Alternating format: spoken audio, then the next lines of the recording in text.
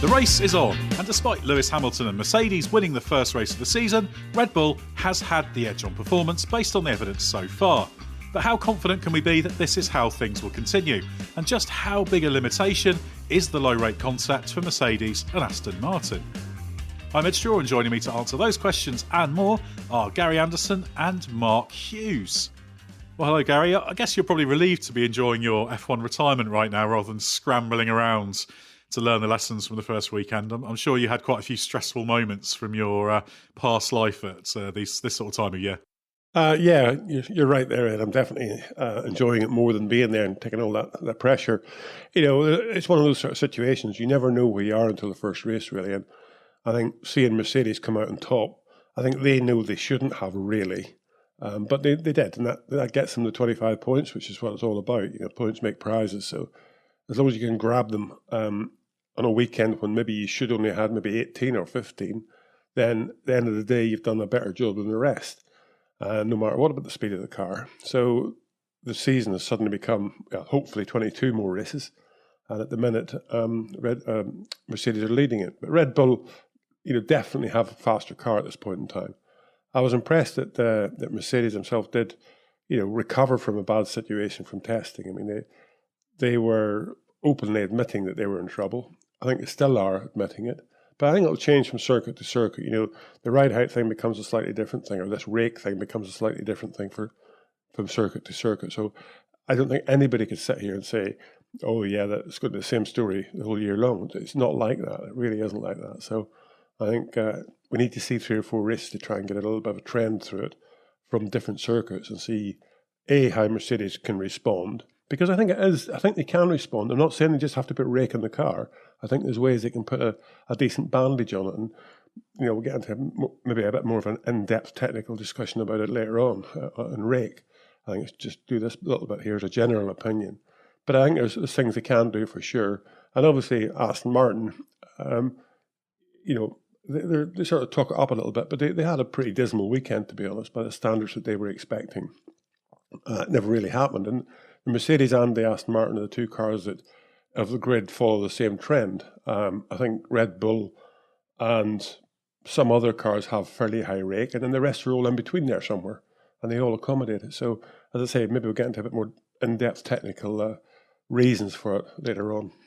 Yeah, we're going to get into the rake in detail in just a moment. We'll just say hello to Mark. And it's great, isn't it, that there are so many unanswered questions. We've had the first race questions answered, but now we've got this challenge of can Mercedes make good with what it's got and take the fight to Red Bull over the season? How are the performance going to swing? It's just great, isn't it, that this season that did seem like it might be a little bit of a treading water season is posing so many interesting questions.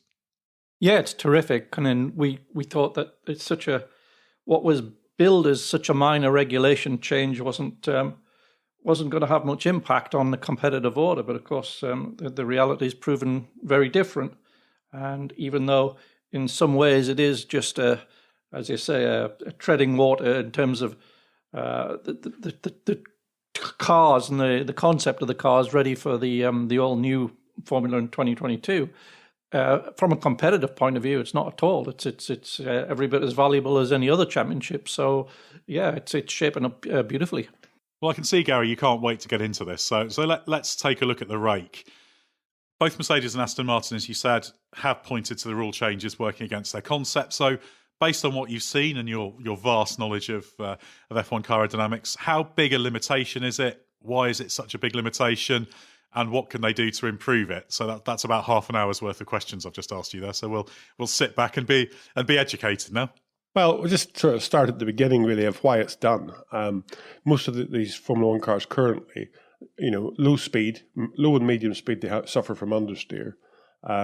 High speed, the driver likes a little bit of understeer. He doesn't, nobody wants to rear the car to snap away at high speed corner because you end up in the hedge too quickly. So normally these cars understeer a little bit at low speed. If you adjust the front wing to get rid of that, you make the car a bit more pointy, a bit more snappy in high speed corners. So you don't want to do that. So the high rate cars mean that the front wing and the leading edge of the floor is a bit lower at low speed because the rear of the car rises more. So it moves the center of pressure of the car, which is the point where the forces all react on the car. It moves that center of pressure forward. So you get a little bit more grip at low speed. And as the car goes faster, the rear of the car sinks down into the ground. Front of the car sinks down into the ground. The rear of the car sinks down into the ground. And basically the centre of pressure goes a little bit rearward with it. So you get to a point with a Red Bull, it's good in low speed or high rate cars, let's say, not Red Bull. High rate cars have got a better balance on low speed corners, and the rear of the car, the centre of pressure moves rearward, so they've got a good balance in high speed corners. Now, the low rate cars, A, the centre of pressure doesn't move as far forward, and B, it won't move as far rearward because the car starts its life in the pit lane closer to the ground. So with all types of things like a Venturi, basically it can only cope with pulling that air through underneath the car through a certain gap. And if that gap gets too small, it stalls. So as the Mercedes sort of builds up speed and the rear of the car settles into the ground, the diffuser stalls earlier. I'll come on to the points of the diffuser stall later, but the diffuser stalls earlier. So in effect, the Mercedes has a smaller working window than the Red Bull, and it has less of a balance shift. But that balance shift Red Bull are using to shift in the right direction. So going forward at low speed, going rearward more at high speed. As I say, the Mercedes diffuser will stall that bit earlier. And when we talk about high rake and low rake, we could be talking about 30 millimeters maybe, up to 50 millimeters maybe, difference in rear ride height.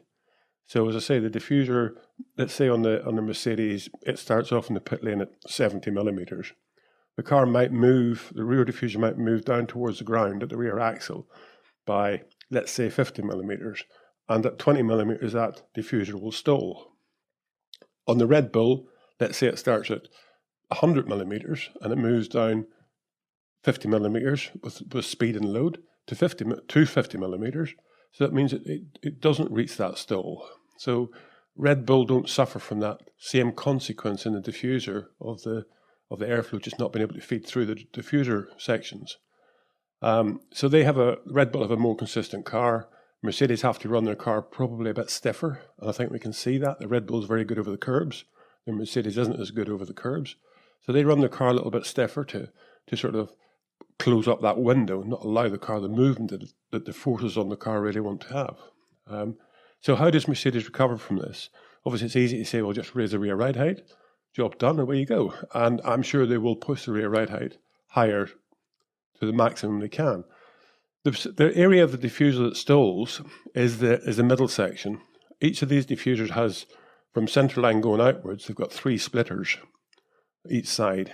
And the area that stalls first is the furthest away from the outside world. It's that middle section coming in around the gearbox, the lowest point of the car, which is called the reference plane. And McLaren come into this as well because of what they've done to their splitters. The reason that stalls, as I say, is because it's furthest away from any airflow, any outside influence. Also this year, the splitters are 50 millimeters shorter. And the reason you have the splitters there is to actually sort of make compartments up in the diffuser. You want the diffuser to stall because it gives you straight line speed, which is one of the reasons why the Mercedes is normally fairly good in the straight line and the Red Bull isn't. But if that stall can sort of, let's say, talk to that other compartment next to it, then a bigger area of the diffuser will stall, losing a lot more downforce. And because the splitters are shorter, then that stall can talk to that next compartment and affect the flow there as well. So the stall gets too big. It's not the actual diffuser stalling that's the problem. It's when you get to the end of the straight and you hit the brake pedal, the rear of the car comes up in the air because of the G-force, because of the weight transfer. It also comes up in the air because the downforce is decreasing. And it's how fast that stall can reattach and give you the rear downforce that you want on corner entry. And that's really what the driver wants. He wants to feel the rear's got grip whenever he turns the steering wheel. So basically, on the Mercedes, I think that because it's low, it stalls more than the Red Bull, and the splitters are shorter, the stall in the diffuser is too big, and it doesn't recover quick enough. So, as I said, McLaren come into this equation because they've found a way of making their splitters longer at the front of them. The inside splitters on the sides of the gearbox, they've found a way of having them 50 millimeter longer because of the width of them. And that means that the critical area in the diffuser doesn't talk to the next one. The center section gets is still separated as it was last year. It doesn't actually influence the flow in the next section. And then they taper back at an angle, so they allow that to progressively lose some downforce, I suppose you might call it. But critically, they don't allow the stall to talk to each other. So Mercedes could move their splitters in the diffuser. I'm not quite sure what the regulations allow to get them to within the area where they can drop them down 15 millimeters, so those two departments don't talk to each other, or compartments don't talk to each other. They could raise the rear ride height a little bit. One of the things they don't want to be doing is stiffening the car up too much, because the car does want to have that compliance, and you do need to ride the curbs these days, because the stewards and the officials seem to never make a mind up as to how far off the track you can go. So you've got to allow the car to ride over those curbs. So basically, as I say, they've either got to try to separate those compartments so one stall area doesn't talk to the other compartment and make the whole diffuser stall, or they've got to raise the ride height, let more airflow through there to keep that stall from being as critical. It's all possible. It's just a matter of, the low ride height guys and myself. I thought the low ride height would be better, or the low rake would be a better solution for these new regulations. And I think before Mercedes and Aston Martin got to the first test, I think they would have said it was still a good solution. I think they were as shocked as anybody that suddenly the high rake cars were actually in vogue. That was what they should have been doing. So I think it was a shock to everybody, but I'm pretty sure we'll see them recover. But we need 2 or 3 races before that'll probably happen.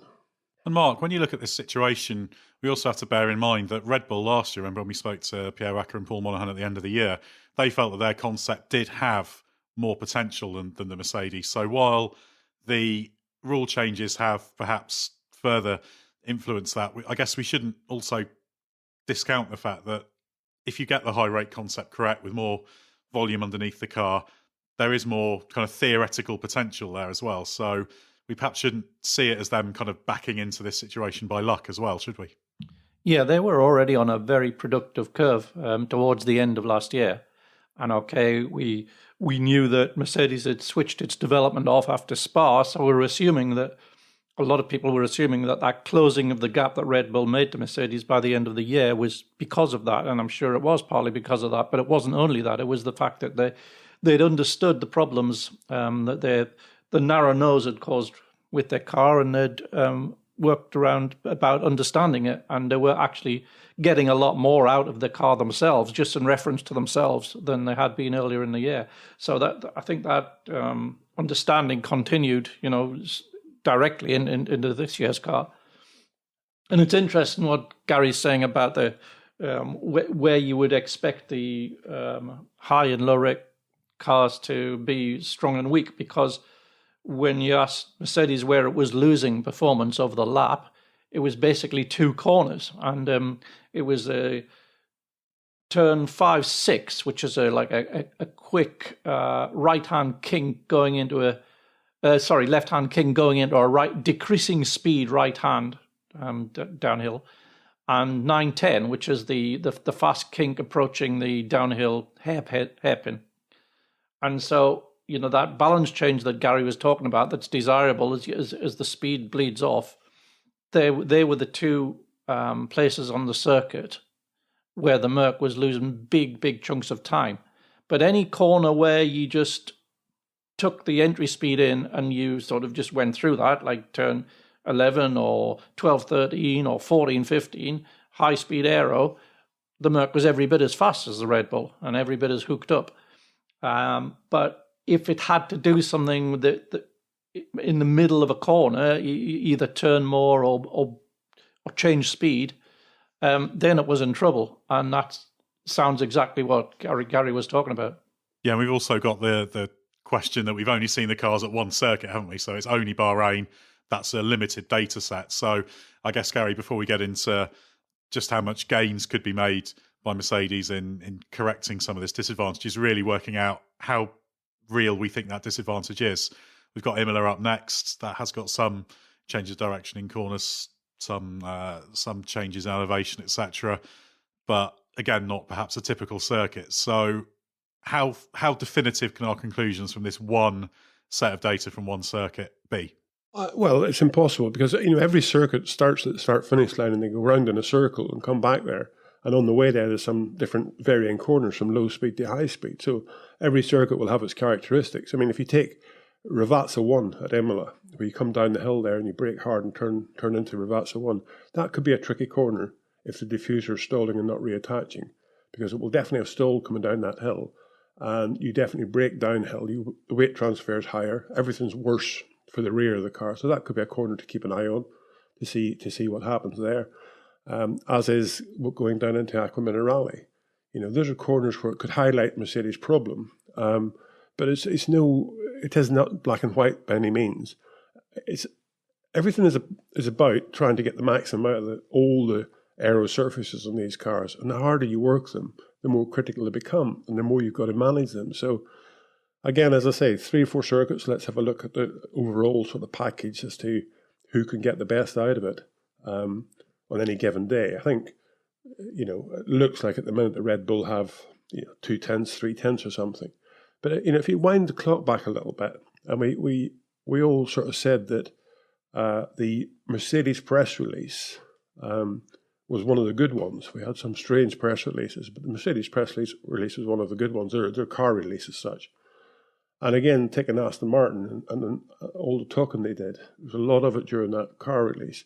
Not one of them mentioned the fact that they thought the regulation change had hurt low-rake cars more than high-rake cars. That was days before these cars ran for the first time, and you would have thought if it was so black and white, Otmar Schaffner, he talks a lot about it now, how black and white it was last year. The low-rake cars are going to suffer more, but not one of them said a word about that. So I don't think that they did actually believe that.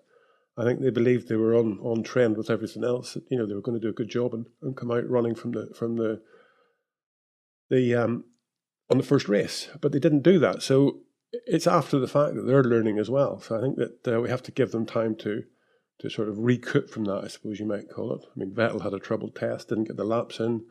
Bottas had a troubled test, didn't get the laps in. So let's give them 2 or 3 races. But I see corners at every circuit that could suit one or the other. The good thing for me is the Red Bull, for sure, are good over the curbs. They never really have a problem. The rear end of the car with high rate, can be run a little bit softer and not fall into that diffuser stalling area as easily. So it means you can get the power down, because coming off the corner, the last thing you need is that sort of the coming off the curb and setting up wheel spin. So you want a car that's very compliant for the curbs these days. As I say, then you can actually use the curb. So I think there's advantages from the high rake. It's not just downforce. It's not just the high rake. I think Red Bull have that advantage. And so, as I say, there's corners in Imola that will suit the ability to climb the curbs, and there's corners in Imola where you're braking downhill, which will increase the diffuser problem a bit. So we'll get that every circuit, but it'll take 3 or 4 races before we actually sort of get a real picture of who's good and who's not. It's interesting as well. You mentioned Ravazza 1. If you think back to the race there last year, Bottas twice ran off the circuit there, and it seems like it was a problem corner for them even last year. Yeah, I think it was, and I'd go back even further than that to Ferrari with Eddie Irvine and Michael Schumacher when we ran at Imola. I forget what year it was, but into Ravazza 1, and you saw. Eddie would come down there and the rear of the car would snap, because it does. If the diffuser doesn't reattach, it's a problem. The rear of the car would snap and he'd catch it. Michael would come down, the rear of the car would snap and he'd catch it. But then lap 2, Eddie would come down and do exactly the same. Michael would come down, that would do 50% of it. And then by lap 3, Eddie exactly the same, and Michael, you wouldn't even see it happening. So it's about coming to terms with it as well, and driving within the tool you have, because that's all you can actually do. The problem is with that, you end up doing a lap time. In Michael's case, it was quicker than Eddie, but relatively, you still do a lap time that the car's dictating, so the driver can't exploit his talent to push that a bit harder. That's whenever it sort of stands out. And again, it's the same old deal. It's, new tyres in qualifying make up for a lot of balance changes. So the car in qualifying, with set new tyres on it, you can get a lap out of it. But once the tyres lose their peak, then that's whenever it becomes a bit more of a problem. So it's never black and white. It's never that easy. So it's about adapting to what you've got from a driver point of view, from a team point of view, minimising that negative, and working your way out of it with development components. Coming back to that point you made, Gary, about the teams not initially complaining about the change of the aero rules, and then the low-rake teams, Mercedes a little bit and Aston Martin quite a lot, complaining about the rules. Otmar Safnauer referenced this quite a few times over the weekend. I asked him after the race because he was talking about the changes and the supposed safety reasons for the changes to stop overloading the tyre. So I did ask him, well, are you saying that the need for these changes was not legitimate on safety grounds, and therefore it was primarily to change the hierarchy, which he sort of said, oh, well, I don't know why we did this here. So he didn't really say that, but he said, but then after we'd agreed that, we straight away had Pirelli saying they were going to do more robust tyres all of a sudden. So it seems to be one of those things, though, that's quite a convenient excuse, because when it came to these downforce cuts, the teams did have to agree in principle with them happening. I think they had a suite of, there were 9 or 10 options they could have had before these 4 they settled on.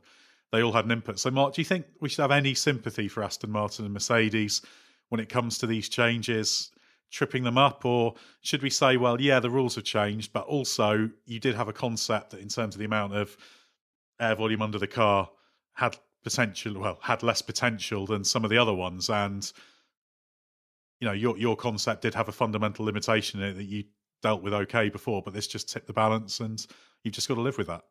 I'm sure if they'd really fundamentally believed that they were going to lose performance to the high-rake cars, they wouldn't have agreed politically to it. They would have campaigned more heavily for a different solution and would have been much more trenchant. And I think the fact that they were all largely in agreement, you know, within a few degrees of each other, suggests that they all thought they could find their own way of working around it. But as ever, the proof is in the pudding, and as it's worked out, it looks like one solution has been favoured more than another.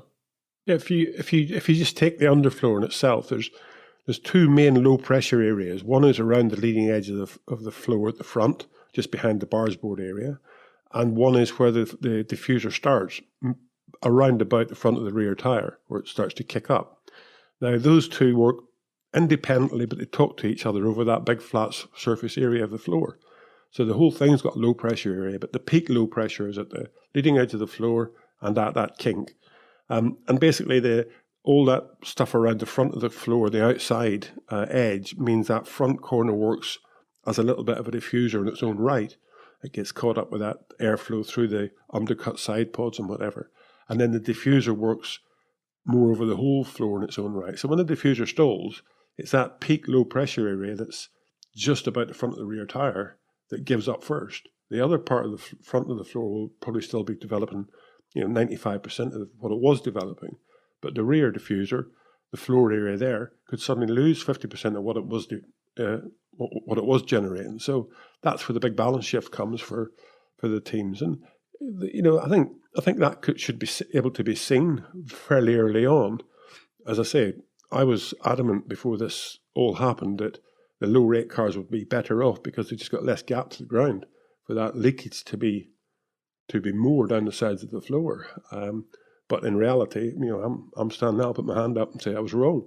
But I think I would have discovered it quite quickly if I actually was going to a wind tunnel and analysing what was going on and trying to work out these sort of things from numbers rather than just from having a quick think about it. And I'm very, very surprised at the might of Mercedes and the might of Aston Martin, who are very close to Mercedes, didn't actually sort of call each other one day and say, hang on, do you think we're having a bit of trouble here? But they didn't. So now they've got to try to survive and get out of the situation.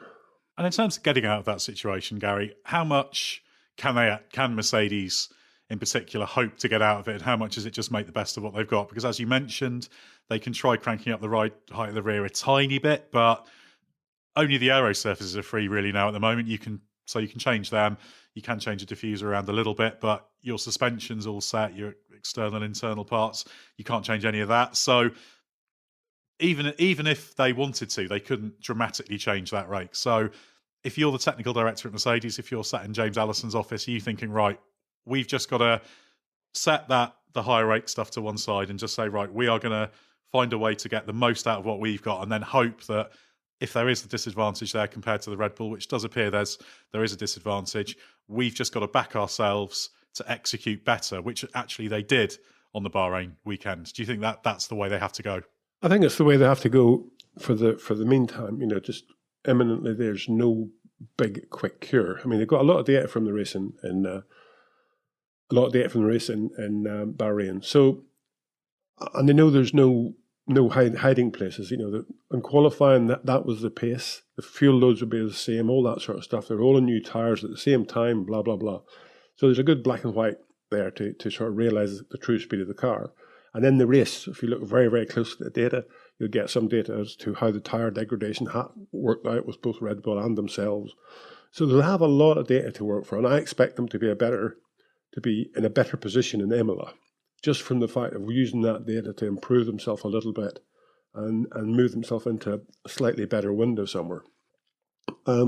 If I was in James Allison's position, I would be aiming probably to just confirm that data in a couple of steps. But by race 5 or 6, if I would feel that you should be tit for tat with Red Bull. I mean, I think they won't be like they were dominating before, because on the side of this, Honda have made massive inroads into the performance of Red Bull and AlphaTauri. So let's not forget that part. It's not all just about this rake, but from a chassis point of view, I would think if I was in James Allison's shoes, by race 5 or 6, I would be pretty adamant that I would have got a solution for the car that would put me in a better position. If they were 3/10 off in Bahrain, then going back to Bahrain in 5 or 6 races time, if you were going to do that, I would hope to be within a tenth of Red Bull. And Red Bull might still have that little advantage, but that's enough of an advantage to, blink wrongly on a bad day and you're behind them, type thing. So that's all they can work for. That's all they can do, really, to be honest. But I think we should pat Honda on the back for their performance. And I'm sure there's more in the Honda. I don't think they would have run the engine as near its potential stress limits as they will do in the future, because they had good reliability run there as well. So I think there's more to the thing than just rake. I think Honda should be patted on the back for their efforts. I think also it's the fact that Bahrain was the opening race might be giving a slightly misleading picture, because if you look historically in the hybrid era, and the Merc's always been a low-rake car during this time, and the Red Bull's always been a high-rake one. Bahrain has never been a great track for them compared to their global average over the season. If you look at the percentage for their advantage over the second quickest car, it's invariably much lower at Bahrain. Even in their dominant years, their advantage is invariably much lower at Bahrain than it is globally over the season. And I think that, so although this regulation change may have altered the balance between the advantages and disadvantages of the two concepts, I think that Bahrain track always tended to be a little bit penalising of the low rake one anyway. So I think even if the cars were just frozen right now, and I think most other tracks I think would give a more competitive Mercedes to Red Bull, not probably by 4/10, which Red Bull had in qualifying in Bahrain, but it's significant, I think.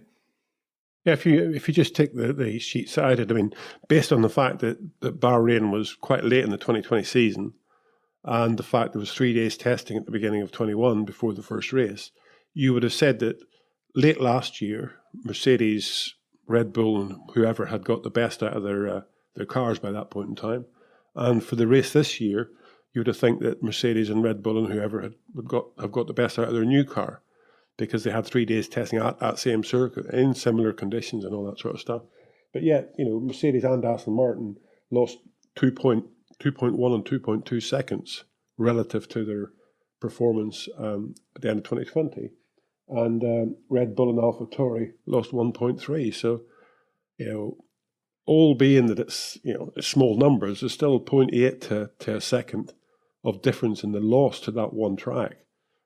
So if you see that through the whole season, then obviously it's a big drama. But I think definitely the numbers, if you look at it that way, the numbers show that the two low rate cars have suffered more for sure than the best of the high rate cars. And as I say, the rest of them fit in the middle there somewhere.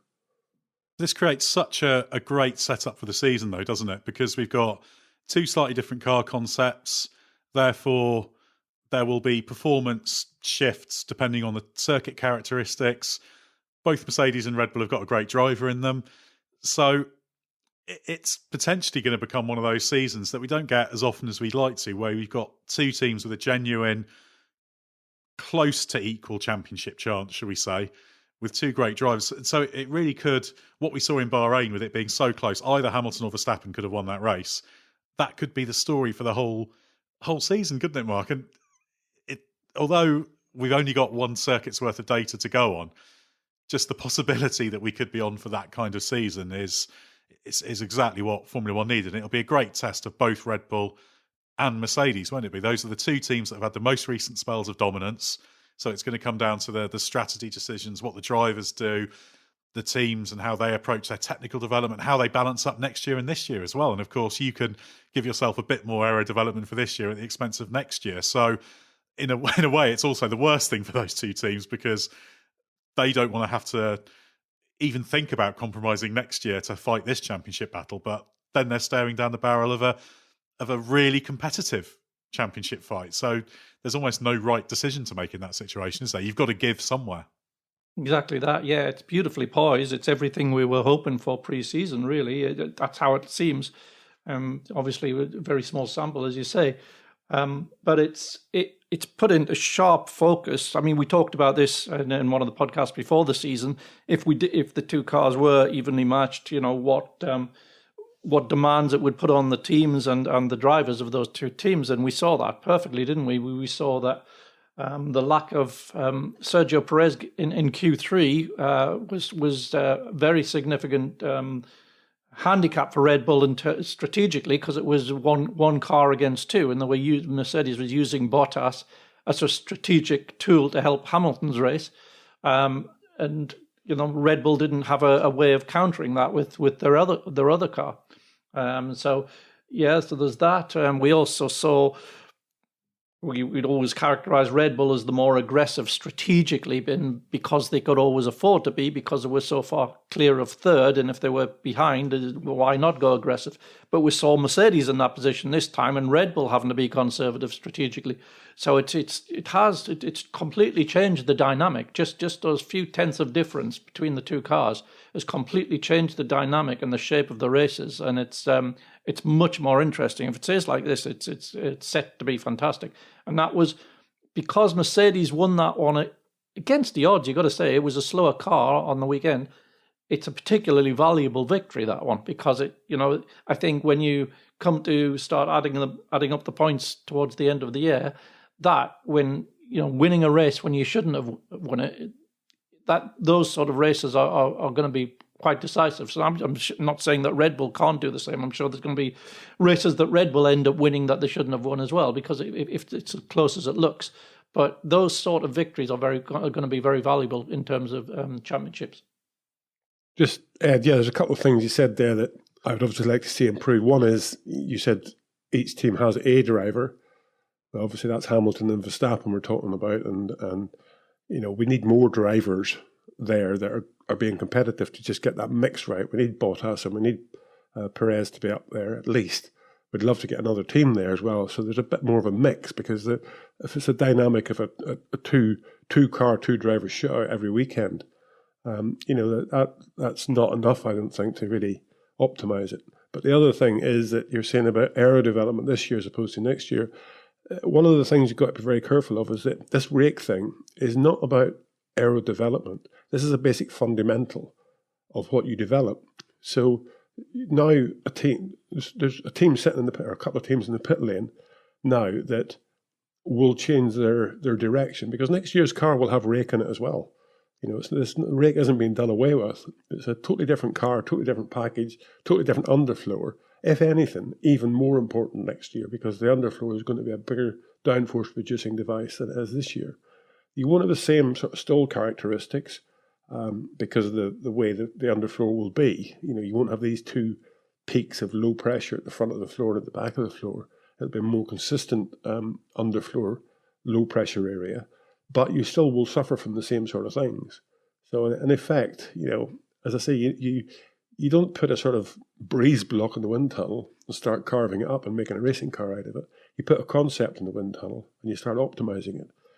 You can optimize anything. You'll get better or worse from your car that you put in the wind tunnel, no matter whether the concept's good or bad.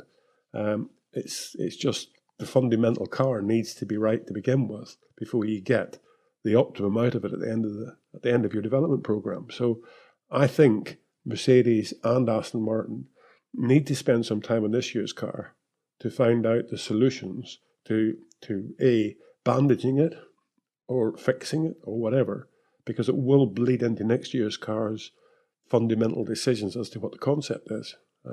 So these two it's not just a light switch. We stop racing at the end of 2021 and start racing at the end of 2022 with a completely different package. The understanding of driver characteristics will still carry over. You mentioned the need for more teams to be involved, and ultimately we aren't going to have more than 2 teams properly involved in that fight at the front this year. But we did see in Bahrain confirmation that midfield pack has closed in. I think the fastest midfielder was about 0.7% off in qualifying. That was Charles Leclerc's Ferrari. I think it was about 1.2% the gap from the midfield to the front last season. So there's a gain there. So Mark, when you look at that midfield pack, do you think that's definitive confirmation that they are closer? And how do you see that shaking out? We expected McLaren to be strongest, and on balance, they did prove to be so last weekend with Norris 4th in the race, even though Leclerc was ahead in the Ferrari in qualifying. Yeah, it does seem to have closed a bit. Not by enough, I think, to start thinking that they might be getting among the 2 teams in front. But yeah, McLaren delivered ultimately, and it is very much like the pattern of last year. They're not always the quickest qualifying cars in that group, but they're very, very strong in the race. And it's partly a reflection of their driver lineup, I'm sure, but it's also, I think, probably quality of the car. I think you could probably make a case that AlphaTauri was actually probably potentially the quickest of that group. Didn't quite deliver because I think they got a little bit overconfident with the tyres in Q2, certainly with Tsunoda. So they tried for the medium, and only one of them managed to make it work because the balance change was a bit too much for Tsunoda to cope with. And then of course Gasly had a crash very early in the race, so we didn't really see them in the race. So I think, yeah, potentially AlphaTauri was the quickest that weekend, so it would have been interesting to see how they'd compare in the race with the McLaren. The Ferrari, I think, maybe not quite as quick as either of those 2 cars ultimately, but it just has Charles Leclerc in there, who on a Saturday just can... I was going to say occasionally, but it's becoming more than occasional now. So it's becoming a bit of a regular feature. He'll just pull a lap out of the bag that's just the car shouldn't be able to do. And of course, it can't maintain that level in the race. And it puts him further up than he would have been if he'd qualified for the par for the car sort of thing. So yeah, I'm sure those 3 teams I think are close enough to each other that a bit of circuit characteristic, a bit of who runs the weekend the best, will have an impact on the order between them. And then, according to what happens with the 4 Red Bull and Mercs, there's going to be regular podiums on offer for each of those teams, I think. So yeah, that's a fascinating little three team battle in itself. Yeah, I'm quite looking forward to seeing how AlphaTauri get on at Imola. Obviously, they were very strong there last year. It's a home circuit. Yuki Tsunoda's done a reasonable amount of running there as well.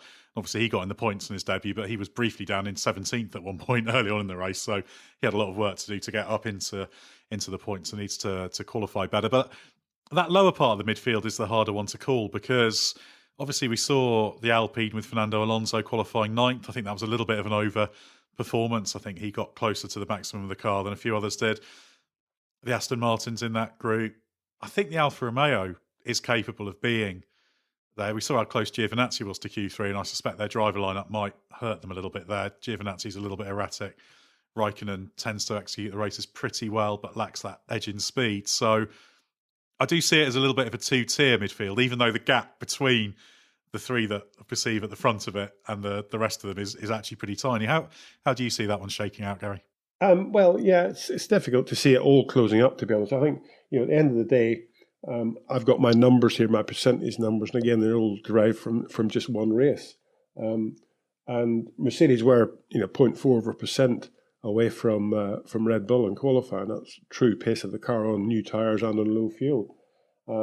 Ferrari were next at 0.7%, Alpha Tauri 0.9%, and the McLaren at 1%. So that group there is definitely sort of on its own. Alpine were 1.4% with Alonso, so I think he heads up the next batch of cars. But I'm not sure that for what I see with Aston Martin, Alfa Romeo, Williams, and Haas, that they can really get into that mix. To be honest, I think there's a chance for Alpine to move forward a little bit, but there's room to think they should, because we all know Fernando Alonso is a pretty good driver, and he will push the team to the limits of trying to get more out of the car in every way possible. He's not going to give up on that now, because I think he knows his years are limited. He just has to keep pushing now, and the next time he gets out of Formula One, it'll be probably forever. But the thing is, as I say, if you look at McLaren, that's 0.6%. They're away from Mercedes, who won the race, rightly or wrongly. That was Lando Norris, was 0.6% slower than Lewis Hamilton in the Mercedes, and in the race he was 46 seconds behind, which is just about the same. So relatively the same amount of time lost per lap in the race relative to what he was in qualifying. So the performance is everything now, because there is no cars, I don't think, that just jump out in the race and suddenly blitz everybody. The performance, the actual lap time you can drive the car at, is what gives you the race as well. Very few times it's a big change. We saw that with Perez. I mean, he started in the pit lane, he was able to get himself up to fifth from the back. He was going through traffic and all sorts of stuff. So if he had started 11th or whatever it was, he qualified, he would have made decent ground, and he would probably have been challenging there with the top three. I don't think he would have challenged Lewis Hamilton. I don't think he would have challenged Max Verstappen. But I'm sure he could have had a battle with Bottas and possibly come out on top. So I think that the performance thing now is even more relative to the actual race performance than it used to be. It used to be you get a car that looked after the tyres really well. We saw that with Aston Martin, but that's not working anymore. So I think there's going to be these two groups for sure. I think it'll be there'll be five teams at the front group, but that'll be separated by a significant amount. They won't all be up there. I don't think Ferrari will be there all the time. I think they've done a competent job. I don't think they probably pushed their power unit as hard as they could have done in the race, just because it was the first race as well. So maybe there's room for a little bit more improvement. But I think they're bridging that gap between the midfield and the front runners. And again, Mark, as you say, because Leclerc can pull a lap out of there for sure. And I genuinely think Sainz is quick enough to also keep him honest. So I think that'll be a good thing. But I do think that we've got the situation at the minute of Aston Martin, Alfa Romeo, Williams, and Haas of being the second group, I suppose you might call it. And that's disappointing, because these regulations were supposed to pull things together. We've got all new regulations for next year. Why is that going to be different? It's just going to cost absolute tens of millions because of all new regulations. Just when the teams were getting a good handle on what they have now, maybe it'll make the car better in traffic. I don't know. It's just one of those sort of situations. They're all unknowns. And any racing car, I think, that generates downforce to give you grip will always be affected in traffic. There's no airplane in the sky that can fly with the same consistency or the same stability if it's in clouds or in turbulence or whatever, as it can on a nice sunny day. It's just the way it is. If you're generating forces from airspeed, you're going to suffer if that airspeed is fluctuating. One thing we should briefly add on that midfield battle is Ricciardo did have some damage that was revealed a little bit later after we'd done our post-race podcast when Gasly hit him. So that did explain why he dropped back a little bit compared to Norris. I think he lost 10 seconds in each of his second and third stints. But Mark, we talked a little bit about Aston Martin. What do we make of their performance? Because there's a few asterisks against it. Vettel was obviously unlucky with yellow flags in qualifying, but he's not on top of the car by his own admission. We saw Lance Stroll had a decent weekend, but I'm not sure he was at the absolute ragged edge of what that car can do. So where do we really see Aston Martin at? And should they be a little bit worried when you see Vettel not being at one with the car yet is one thing, but the fact he made that same mistake again, the downforce behind another car thing that he's done about 20 times over the past few years, it's frustrating me a little bit because he should know better than that. He is a better driver than that, but he clearly isn't because he keeps making that error. Yeah, it is quite worrying. I agree. They've got to really hope that Seb sorts himself out, because he's the reference for where the car's at, because we don't really know, because Lance can be very quick some days and just ordinary other days. So you really need a reference to know where the car is at, and that's what a 4-time champion should give you. And at the moment, he's not been able to do that. Partly circumstantial. He did, the reliability problems he had during testing, and then, as you say, the yellow flags in qualifying. So we don't really know where he would have put the car. And if he'd been in a position that was a fair representation of the car's pace, he might not have tried the desperate maneuver after he'd been passed by Ocon, because some of these moves just seem to smack of frustration from Vettel. It seems like he has a flashpoint of emotion when something goes wrong, and he seems unable to control it just for that millisecond, by which time it's too late. And that had the look of that again. And he really needs to have a good chat with himself, because he's not doing himself any favors, and he's sort of come to Aston Martin to rescue his reputation, really. There's no other way of putting it, because he had a terrible season last year, even forgetting how uncompetitive the car was, just in reference to his own teammate and the number of mistakes he made. It was just a poor season, and so he needs to rescue that reputation. And if he can't stop himself from making these errors, if he can't get himself in the right mental space to drive to achieve his potential, then it's not going to work. Yeah, the thing, I'd like to sort of add in there is just the fact that, that he came on the radio immediately it happened, blaming Ocon for cutting across in front of him. Now, he knew that wasn't true. And so did, how many tens of millions of viewers knew that wasn't true.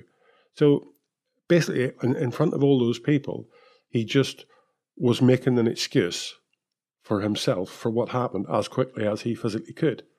And I think that's where the distrust could come into between the team and him. Because, if that's what you're trying to do, immediately, whenever the team can see that's not what happened. But if he's trying to find that excuse immediately, then where does that stop at? Where does that stop in in his mental approach to it all? Last year they said it was red mist that did it, but this year I'd say it was green mist, because it's just not right for a driver to say that to you. Because if you don't see the stuff that happens out on the track, then you have to believe that bloke that's in the car, that what he's doing with you and what he's telling you and what's going on is all the right direction and all the truth. And he proved, I think, in Bahrain that wasn't the way he operates anymore. So what do you do with a driver like that, Gary? You probably haven't encountered someone quite so extreme. I don't think there's any driver who's a multiple world champion who has such a wide window. The fact he can be so good, yet he can also be so terrible. So what do you do? Do you grab him by the throat, have him up against the wall of the garage under Edd Straw style, or do you put your arm around him, or how would you approach it? Or do you just have to accept that it's a little bit of pot luck as to how he'll be doing at any given moment, and there's limited input that you can give to change that? Well, I think Mark summed it up there. What you'd say is you have to go away and have a chat with yourself about it, but I think that'll never work. You have to go away and have a chat with somebody. And I don't think there's any of the teams out there that really have decent psychologists there to sit down and talk to. It's wrong to say this, but I don't think there's many other sports in the world that doesn't involve some type of psychology to try and get your head straightened out on stuff. And it's such a big thing in a racing car, because you are that one human element that's making that thing work for you. Tennis, golf, all that stuff. It's all about psychology. Even the motorbike guys are now sort of buying into it a little bit, that if you can get your head straightened out so you focus on your job on a given weekend, it's so much better. Did he arrive there with Ocon passing him thinking, oh, this is another another bad season. I can't get past by Ocon because Mercedes, my Ferrari. Is that what he's seeing? Is he seeing that? Is he seeing it all wrong, or is he focused on what's happening today, currently? It's so difficult, and I don't think there's anybody within the team that can help him. He needs to go off and find that help at the top end. Formula One's at the top end when these guys are getting paid, so there has to be somebody out there at the top end of helping straighten out somebody's thought pattern, belief, motivation, drive, whatever you like to call it. We saw it way back 2014 when Ricciardo joined Red Bull. They had a bit of a bumpy ride. Obviously, we saw it when Charles Leclerc joined Ferrari. They had a bit of a bumpy ride, and he's not got out of that. So he doesn't seem to be good at accepting what he was once, was this young kid coming in, young kid on the block, coming in and wringing the car's neck, which he was so good at. And he doesn't seem to accept that whenever it's somebody else coming into the team where he is. He wants to be accepted as the big boy. So he needs to go off and think about it very, very seriously. But I don't think he can talk to himself and get himself out of it. He needs help. And Mark, finally, we should briefly mention Williams, because they've been talking up the hopes for Imola that comes up in the weekend after next, that Bahrain showcased the worst of the car, obviously because it is quite peaky downforce-wise. They've talked a bit more in explaining the reasons for that, and it's perhaps more that they couldn't come up with a car that was less sensitive rather than any particular design direction or whatever. But the drivers are taking every opportunity to point out that it's quite tricky when Russell and Latifi got the chance. So do you think there is a hope we could see a big step more from Williams at Imola, or do you think it's only going to be, it's only going to be making a little bit of difference either way when it's favourable or unfavourable for them?